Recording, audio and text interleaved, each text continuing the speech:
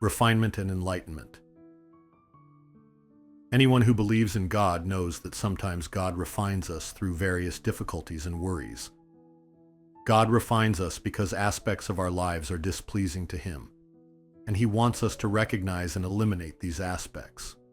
Yet, we often fail to recognize such divine refinement as grace, instead opting to complain or blame God. If we find ourselves resenting or not being grateful for God's refining hand, it indicates that our ego is still alive, and we haven't fully shed our former selves. Therefore, even when it appears we have faith and are living a godly life during times of tranquility, when challenges arise, our deeply ingrained ego activates. We end up speaking and acting according to worldly values rather than spiritual ones. This blame arises when things don't go as we planned. But as Christians, we must remember God guides every step. Acknowledging God in everything is the correct stance for a believer. We should contemplate why God might take back what He has given and seek to understand His will. Our grievances often stem from mistaking our possessions, honor, time, or circumstances as products of our own ability and effort, rather than gifts from God.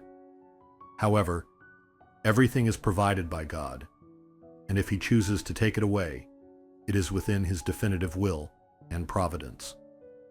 Reflecting on our situation and considering the problem can lead us to recognize previously unseen spiritual issues or attitudes. The story of Job in the Bible illustrates such circumstances vividly. Job persists in declaring his righteousness, yet when God eventually questions him about the essence of righteousness, Job finally acknowledges his inherent inability to be righteous.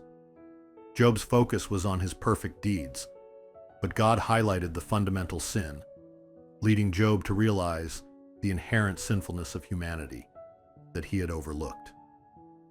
Not only Job, but many of us today fail to recognize our faults and blemishes, often boasting of the 1% righteousness while ignoring the 99% of our problems. However, as believers, we are called to recognize these issues through our lives and transform them into righteousness. Yet recognizing this on our own is beyond our power. Thus, through God's refinement, we come to understand such truths, becoming more humble and introspective. This is indeed God's intent and purpose in refining us. While we often wish for success to gain something, God desires that we learn through failure.